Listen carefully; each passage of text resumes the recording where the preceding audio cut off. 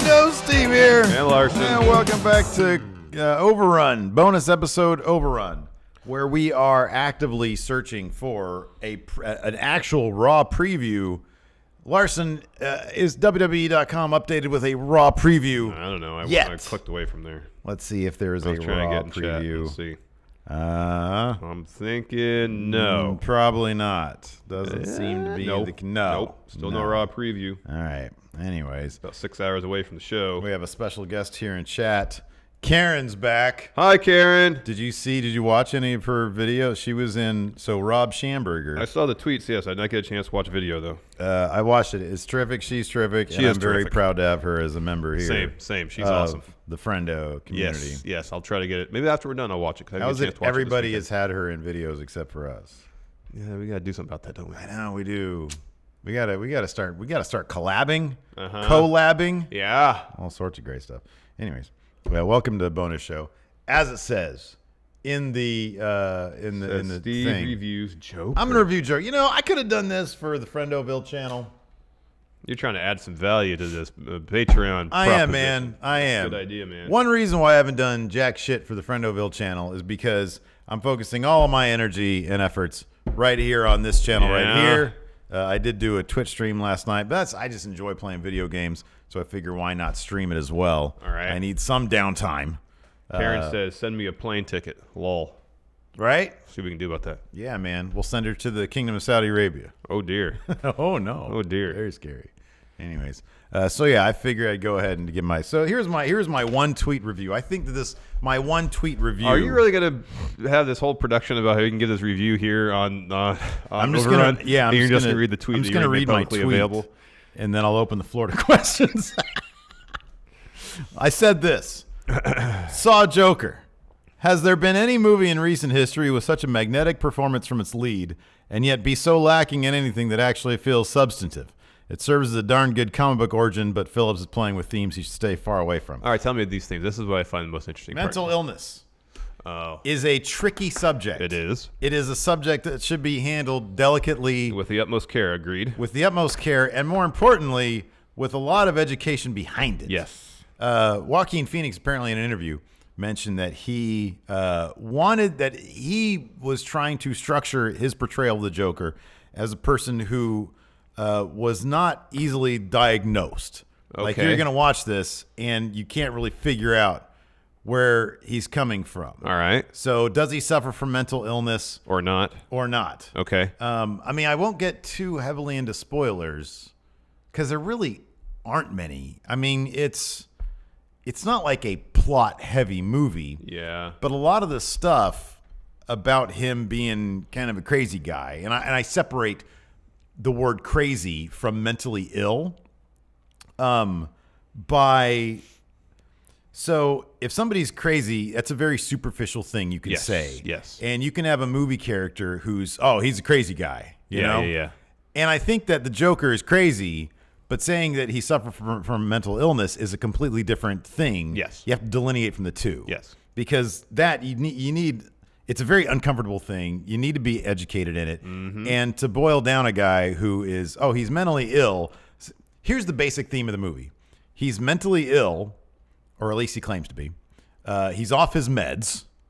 Society doesn't treat him good, so he breaks and he becomes a violent sociopath, basically. Yeah.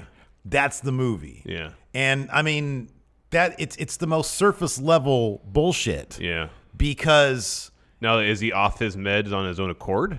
No, government cut funding. There's three main themes throughout the movie that I can identify, and none of them are done well. There's sort of the idea of class warfare. Uh-huh. The rich are getting richer, the poor are getting poorer, and it's set in like around 1981 or so. Okay. Yeah, it's set way back then. Like Bruce Wayne's in the movie. He's like 7, 8, 9, something like that. Okay. There's class warfare. There's the idea of identity, which Todd Phillips has no idea, and then there's the idea of mental illness, and none of it is done particularly well. Gotcha.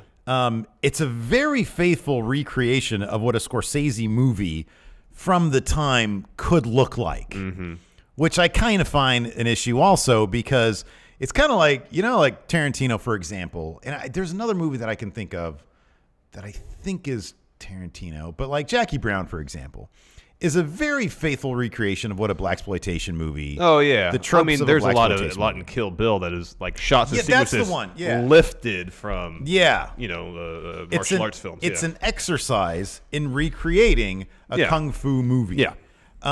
Jackie Brown, although I think the substance of Jackie Brown validates, because I really like Jackie Brown. I think it's a terrific movie, and the performances are really heartfelt.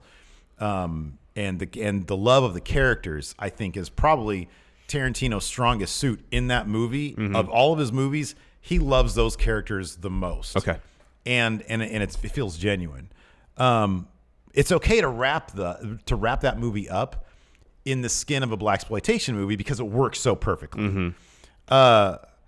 This, he's wrapping it up in a Scorsese movie just because he seems to really like. He just watched King Raging Comedy Bull or something like King that. of, and specifically very much King of Comedy and Taxi Driver, because De Niro's in. And he in this movie he plays more of the Jerry Lewis character as opposed to right, as opposed to Rupert, whatever the last name is in King so Comedy. It's very much Taxi Driver and King of Comedy, but without any of the like substance that you'd get from like a Schrader script. Is it a situation where issues are just kind of brought up and left hanging out there in the ether, and then if you want to make connections, you can, or is it even? I think that more clumsily handled than that. So from what I gather from Joaquin Phoenix statements on it, a lot of it's meant to be left up to interpretation.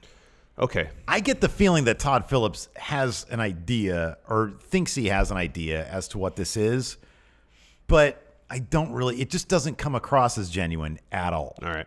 That being said, there are things about this movie that I really, really liked. And in the end, I was actually entertained by the damn thing. Because if you step away from it trying to be, and here's the thing, I know like a movie doesn't try to be something, it's the filmmaker's intentions. You can see the intentions written all over it. Yeah. That being said, I was still entertained by it. Because if you separate it trying to be a very important movie, it works really well as what could potentially be a definitive Joker origin story. Yeah. Because there is no definitive Joker origin story. Yeah. And eventually, like Alan Moore wrote the Killing Joke, which a lot of people point to as close as we should get to a definitive Joker origin story, which I kind of call bullshit. Like, I'm fine. Like, Stan Lee, he had no problems giving everybody definitive origin stories. Yeah. The Joker, I think by the time the 1980s rolled around and there had been no actual origin story for him, it was, oh, well, he's booked so strong that giving him an origin story would humanize him too much. Yeah. And I'm kind of like, I'm not into that. Yeah. The Killing Joke kind of gave him an origin story, but it was also told from the perspective of the Joker. Yeah. And that was the point of it. You can't really trust anything he's telling you. Yeah, as the unreliable narrator. Yeah. Exactly right. Yeah. And they even try to play with that in this movie, but it's done so obviously. Like, I'll give you a quick example. He's got an imaginary girlfriend in this. Okay. And it's sort of a Tyler Durden thing. Yeah. And it's completely obvious. Like, I did not see the Tyler Durden shit coming in Fight Club. Yeah. I did not see that coming. Yeah. This, I saw it coming from the moment. Yeah. From the moment he had an imaginary girlfriend. Like, you just know, okay, that doesn't make a lick of sense. Yeah. He's creating his own world. Yeah. There's a certain level of delusion happening immediately. Yeah, Gotcha. but it was completely obvious. Yeah. But that being said, I was entertained by the movie on the level of this would make a pretty damn good origin story for a comic book franchise of movies. I would have loved to have seen, and I know Bruce Wayne's like a little kid in this, I would love to have seen Batman portrayed in 1981 New York, because that's what this is. It's like 1981, 1982 New York. There's like a garbage strike. I haven't checked to see if I remember I thought a garbage strike was a real thing at some point in like the early 80s. It was a real thing in New York. Yeah, at one point. And he's in Gotham. Yeah. I mean, there's all it's Gotham. I mean, Gotham's supposed to be New York anyways. Exactly. Yeah. It's like New York, Chicago combined. And so I would love to see how Batman is tackled. And in fact, if somehow, miraculously, Joaquin Phoenix signs up to be Joker as part of a Batman franchise, which I do not think is going to happen. Yeah.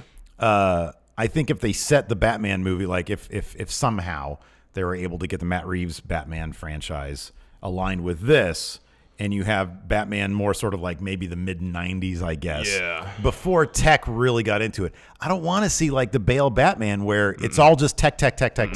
I don't want to see that stuff. Yeah, I want to see Batman be more like just a detective. Use his brains. That's more what than tools. so many people. That's what the Keaton movie got down. That people really don't talk about much is that he had to do some detective work in that movie. Yeah, and that's the strongest thing about Batman is what's going on up here, not his toys. I mean, his toys are a thing. Yeah, but they really shouldn't be. I think it's much more interesting when the toys are the tool to for which his intellect to explore, as opposed to like. He's like the Bale Batman. Like that guy wasn't really that bright. At least we never got evidence he was super bright. He had a bunch of fancy toys. Yeah. Timothy Lemieux says, Steve, she's real. I know that, but the girl, she wasn't his girlfriend. Like he sees one person, and then like all of a sudden she's like his imaginary girlfriend. Oh, I mean, it's a real person. It's a real person. It's an imagined relationship. Yeah. Okay. He runs into her once, and then like they have a relationship, but they really don't. Gotcha. He just imagines her being around him. Gotcha. So no, I get that, but it's like Yeah. Ricky Scurvy says, so in your opinion, Todd Phillips should have just stuck to ring announcing. That's correct. I believe that. Yeah. Villain Alan Black, I feel like you went into this movie as a Joker fan. It's certain things you expect rather than going in as an avid moviegoer. You can come out of it saying it's a good movie. No, I think some of your explanations as far as the Joker specific stuff, I understand that, but the thematic material, it seems that your concerns about would be irrelevant whether it's the Joker movie or not. If this was called Funny Guy, yeah, right, and right, this is an origin story for some new villain, and it had nothing to do with Joker, your concerns would be the same. It would feel like he's just trying to and I don't know if he's like, given that he walked out of a lot of interviews when people were asking about the violence that this could incite. You ask us because Joker says over and over again, I'm not making any political statements. And it's not always, you can't always extrapolate that's the filmmaker saying that. Like you can't, like the filmmaker sets up the character to behave as the character, not as a mouthpiece. Lots of directors do that where they set up mouthpieces for themselves. Yeah. And I don't assume that in this case.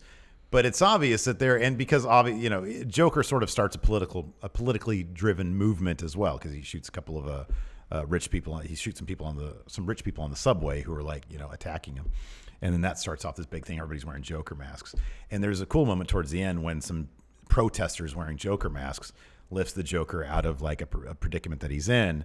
And it's like, oh, as a comic book origin, that works really well because the Joker always had his clown face wearing henchman. That's kind of cool. That works. And there's all sorts of cool like slow-mo shots in Joaquin Phoenix. Like when he's the Joker, he looks super cool. Yeah. And there's like sort of a final kind of confrontational scene with him and Robert De Niro's character that is actually executed very, very well and very shockingly, even though even that you could see coming a mile away. But the way it's presented, Phillips doesn't move the camera around a lot, which I love. And a lot of the stuff, the violence is actually very well executed because there's not a whole lot of it. And when it happens, it's pretty disturbing. So he does a lot of stuff right. Like he's an able filmmaker. Like the first Hangover movie is actually a pretty fun movie. And he's a decent filmmaker. But yeah, it's just, to me, it was like, some of the stuff that he was obviously trying to pull off just did not work because it just didn't feel educated at all. Yeah. So that was my thing about it. So yeah. Anyways, there you go. There's my take on the Joker. So Steve thought it was Brand X, essentially. I thought it was Brand X. I mean, it's funny because Elliot mentioned this also. He says, for people who say, yeah, this is a great performance, which it was, because I think that Joaquin Phoenix was really invested in it. And he found a lot of value in it, and you can't take your eyes off Joaquin Phoenix. I don't care if he's reading the phone book. I don't care what he's doing. You cannot take your eyes off him. Dude. He really is. And he said basically, people should just watch The Master, and like I never did see the other one you mentioned. Yeah, I saw that too. Yeah. Did you ever watch that movie? That wasn't the one where he was pretending to be a rapper, right? I thought that's what it was. I mean, I did see that one. Okay. I did see that one. Maybe it was a different one. Maybe I think it was a different one. Because it was a different one because that one's called. They're titled similarly. They are. Okay. That was the one where he's trying to be a rapper called. But he said, he says, is the performance just a retread of those? I'm not going to necessarily say it's a retread because I didn't really see a whole lot of his character from The Master in this. I mean, there are some similarities perhaps, but The Master is, I mean, it's that's a movie handled by a really terrific filmmaker. Yeah. And that deals with some stuff that you really want to dig into more because Still Here is what it's called. I'm Still Here, yeah. You were never really. You Were Never Really Here was the one that Elliot was talking yeah. about. I'm Still Here is one where he was being a rapper. Yeah, I got to check Lynn Ramsey that out. movie. Okay. What has Lynn Ramsey done? She did. What's that called? The one. What's the one with Kevin in the title? We need to talk about Kevin. Oh, I wouldn't mind checking because I saw We Need to Talk About Kevin, and I was sort of split on it also. She did Ratcatcher too. I've seen that, or at least parts of it. I got to check that out. I got to check that movie out. Joshua Martinez says, I have 3 weeks. I have 3+ weeks of vacation to use up till the end of January. What should he do? 3 weeks. Well, he lives in Portland. Go to Europe or something. Go hiking in Canada. Mm-hmm. Patrick Sparks says, You Were Never Really Here is pretty good. I got to check that out. Patrick Sparks says he should just smash. 3 weeks of smashing, huh? Wow. That's a lot of smashing. Ricky Scurvy asks, have you guys talked about Joe yet? What? What about which Joe? Joe who? What about Joe? What Joe?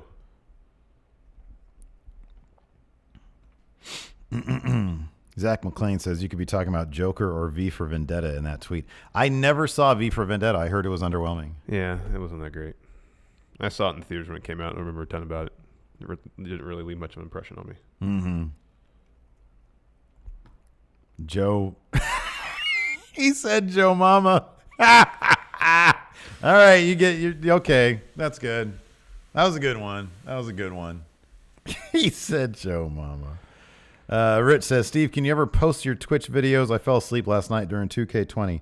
Would you like me to post them on my YouTube channel, Rich Nason? I am happy to do that. I was planning on posting like a little truncated, like an edited version, just cutting out some of the other stuff. Stretch. Do we have non-news? We can talk about Ric Flair's shoes. All right, here's some non-news for you.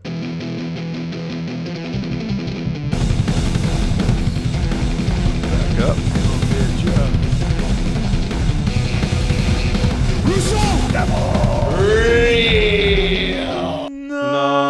Non-news. Ric Flair is on After the Bell. Corey Graves he's got a line of Adidas kicks coming pretty soon. He had to say about it, quote, we're just working out the line. I've already seen pictures of the shoes and everything, and once again, they're jumping into the pop culture part of it, and they're going to be really nice. Uh-huh.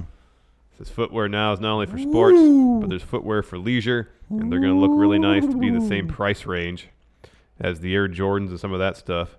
It'll be for the people that want to spend that kind of money and look nice, but it's another opportunity to add to your brand, which is a word that's used a lot right now, especially for the young kids.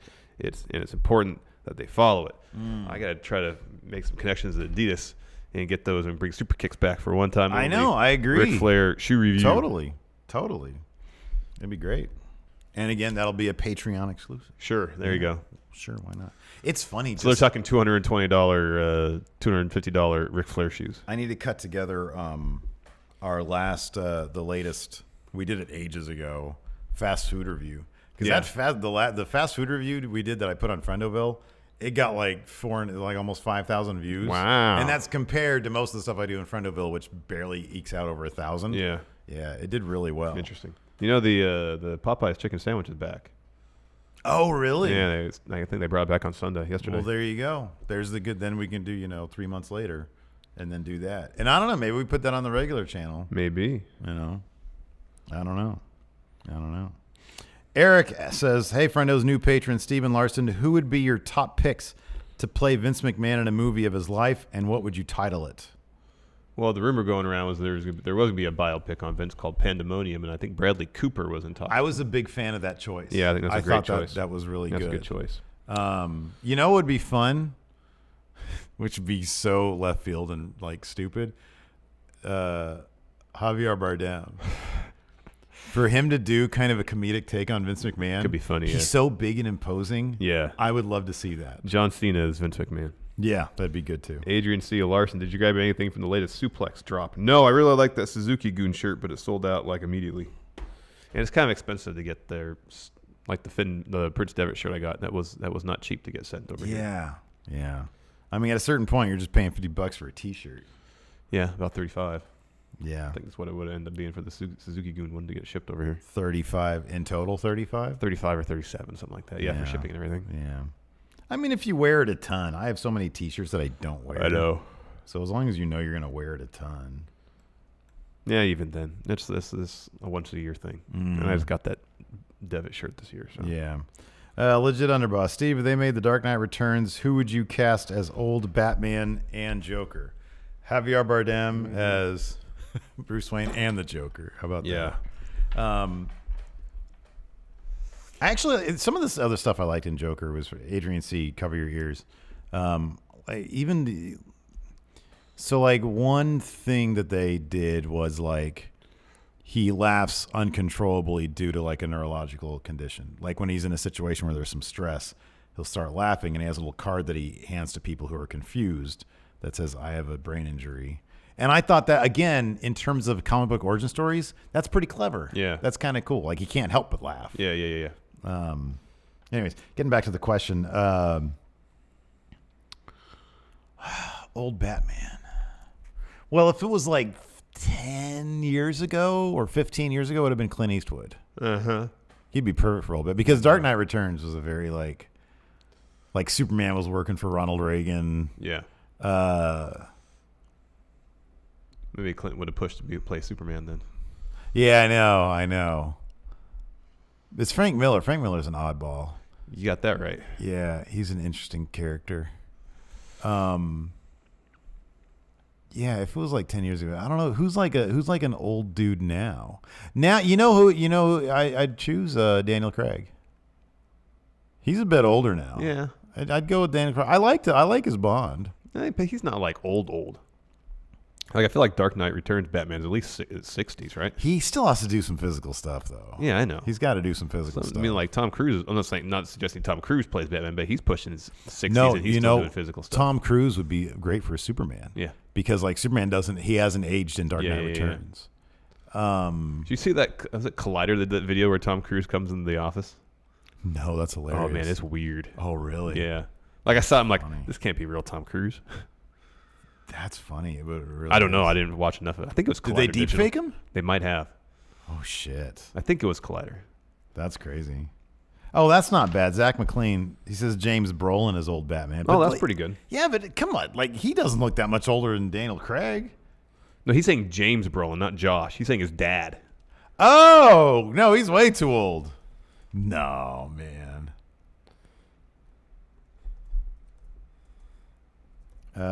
Patrick Sparks, return of Southpaw Regional Wrestling 2020. Has that been confirmed? Cool. Was that in the Raw preview? Instead of the Raw preview? Yeah, this is kind of cool, actually. Apparently, Patrick Sparks says Jared Leto's trash as Joker. Apparently, he's not going to do that anymore. Apparently, Jared Leto was so put off by the fact that they did the Joaquin Phoenix one that he decided, yeah, I'm not going to do this anymore. Sorry, not Collider. Corridor Digital, that's what I meant to say. Corridor, I think it's a Collider. They're great. I freaking love them. Yeah, I think it was them that had the Tom Cruise thing. Because like the idea is that he just pops in the office. That's funny. That's okay, Mr. Dope. Everybody's got stuff to do. Apparently, part of that CW crossover with they're doing Crisis on Infinite Earths or something like that. Yeah, and they got like Brandon Routh to be Superman. Yeah. And then like another Superman. But apparently, they got Kevin Conroy coming into play an old Batman. The guy who did the Batman voice in the anime series, which I think is terrific. I think that's amazing. On the other hand, I saw a scene from the Supergirl show with some of where she's fighting a super bad guy, like a super villain. Oh, that's so weird. Oh, that's hella fake. That's a hella deep fake. I know, but it's so weird looking, isn't it? It is really weird looking. I wonder if is the guy doing the impression pretty good. Probably. Probably. I can't even hear it, but that's hilarious. His little movements and stuff. If he didn't move his head from side to side, it'd be pretty convincing, actually. And like his face is just it's so weird. It's like the three quarters is really good. The perspective on the face seems a little off. Yeah, like the position of his actual. When he goes face to face to the camera, like that looks great. Yeah, when he goes face to face to the camera, it's not as convincing. Fandango's Instagram. Okay. Yeah, Ricky Scurvy. That's what I was gonna say. Like there was a fight scene between Supergirl and like some super bad guy, and like the effects were the worst. Fucking, it looked so bad. It looked so like sub fanfic. It was really bad, and I was like, well, that's I'm not gonna watch any of that stuff. I watched the very last episode. I had never watched any of the other episodes of Gotham. Oh, you mentioned this, yeah. I happened to catch it while it was on. And I watched like the very last shot finally is Batman. And it's like the ugliest, stupidest looking Batman. It's so bad. I want to like those CW shows because they revisit in detail all the old school comics that I loved, but they're trash. Mm-hmm. They're just, the shows are just trash. They look better than that Krypton show on the Sci-Fi Channel when they had Lobo. Oh, really? Run it. Name's Lobo. That was awful. My name's Lobo. God, it looked awful.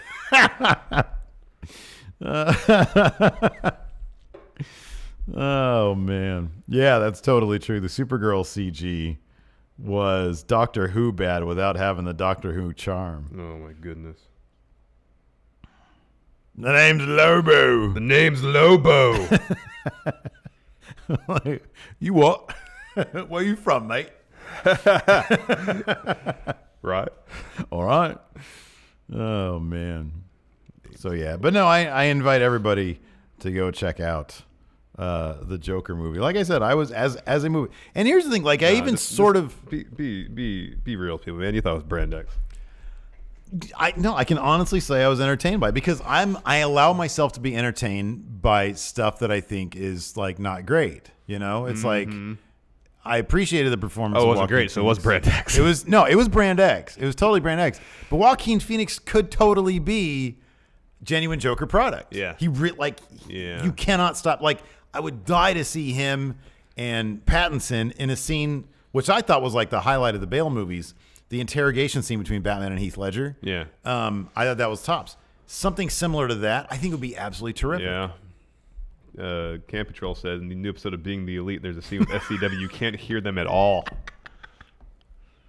Why do they even air it? Oh, this is funny. Kirsten says, never watched the Supergirl series, but watched Corridor Crew criticize the crap out of the CG. I wonder if they examined that scene. I love that show of theirs. It's such a great series. Zach McClain says, man, I just saw that Lobo clip and it depressed me. The name's Lobo. Name's Lobo. Who wants a pint? Yeah, I know. My name's Winemaker. Patrick Sparks, who has a better rogues gallery, Batman or Spider-Man? Oh, I think it's Batman. Yeah, it's Batman. I think it's Batman. Batman's got like the best rogues gallery in all the comics, I feel. They're just Spider-Man's terrific. pretty top heavy. And the thing is, yeah, they are. He is. They are. It is. It is. Batman, they have just continued to add to his, like even Harley Quinn has only been around. I mean, it's been 30 years or 25 years now. But relative to the length of the series, it's relatively like short. 80 years of Batman, and she just showed up in like 1992 or 1 or whatever. Yeah. And she's terrific. I saw it's going to be interesting if they ever actually try to square the DC universe as a movie series as a whole. Mm-hmm. Like, you know, I mean, dude, Joker's about to hit $1 billion worldwide. That's crazy. Highest grossing R-rated movie ever. Yeah. It just topped Deadpool like last week or 2 weeks ago. I guarantee you Warner's is like, oh, we need to make all these Joker movies. We need more genuine Joker products. Yeah, exactly. Yeah. What we had been doing so far. Because low budget movie or, you know, movies Brand that X. don't make a lot of money are Brand X. Yeah. According to the studios, anyways. The name's Lobo. Anyways, we got stuff to do. Uh-huh. Thanks, everybody, for tuning in. We do appreciate it. Thank you. Until next time, we'll talk to you later. Goodbye.